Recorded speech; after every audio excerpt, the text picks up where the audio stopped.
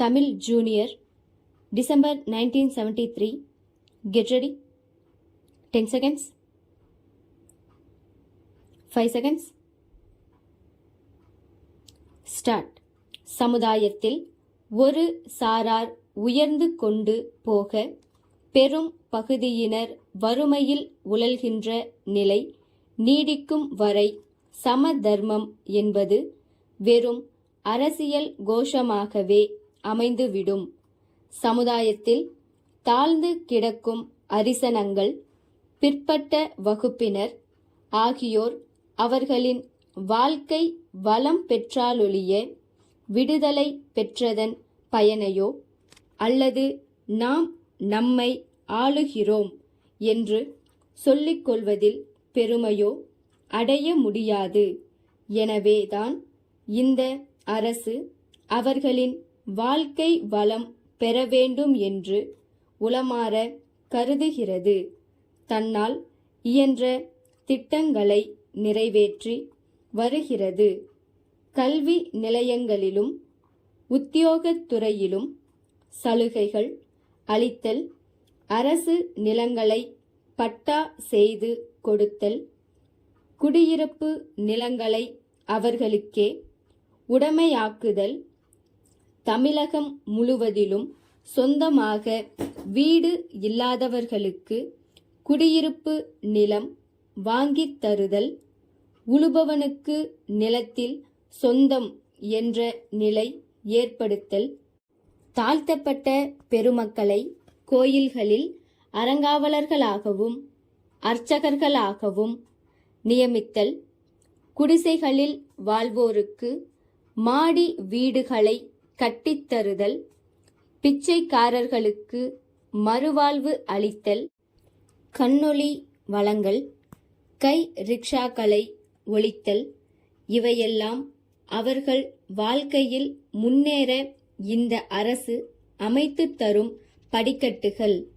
இது அரிசனங்களையும் பிற்பட்டோரையும் நடுத்தர மக்களையும் முன்னுக்கு கொண்டு வரும் ஒரு அமைதியான புரட்சியாகும். காழ்ப்புணர்ச்சியற்று நடுநிலைமையோடு நோக்கும் எவருக்கும் இந்த அரசின் சாதனைகள் விளங்கும். எந்த திட்டங்களை நிறைவேற்றுவது ஆனாலும் அரசு அலுவலர்களின் ஒத்துழைப்பு தேவைப்படுகிறது. அவர்கள் ஊக்கமின்றி செயல்படுவார்களேயானால் எத்திட்டமும் சரிவர நிறைவேறாது. அரசு அமுல்படுத்தும் எந்த வேலையானாலும் அவர்கள் அக்கறை காட்டுகிறார்கள். சென்ற ஆண்டு இறுதியில் ஏற்பட்ட வெள்ளத்தின் போது மாவட்ட நிர்வாகத்தினரும் அரசின் உயர்தர அதிகாரிகளும் விரைந்து செயல்பட்டதை பாராட்டாமல் இருக்க முடியாது.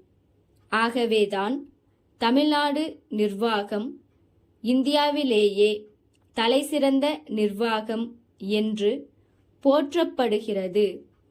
நிர்வாகத் திறமை சற்றும் குறைந்து விடவில்லை என்று நாம் உறுதியாக கூற இயலும்.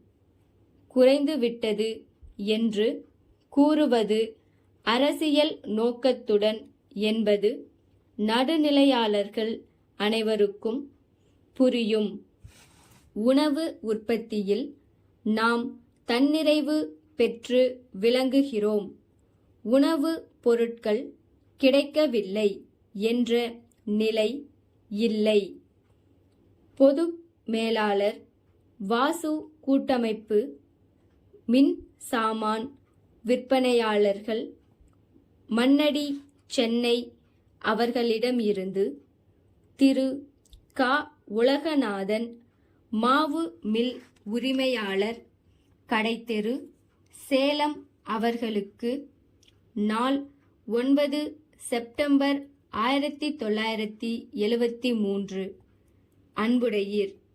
தங்களின் கடிதம் கிடைத்தது. அரிசி மில், மாவு மில் போன்ற சிறு தொழில் நிறுவனங்களில் இயங்கும் மின்சார மோட்டார்கள் எங்களிடம் சிறந்த நிலையில் குறைந்த விலையில் கிடைக்கும். வாடிக்கையாளர்களின் நலனை மனதில் கொண்டு நாங்கள் சில தனிப்பட்ட வசதிகளையும் செய்து கொண்டிருக்கிறோம்.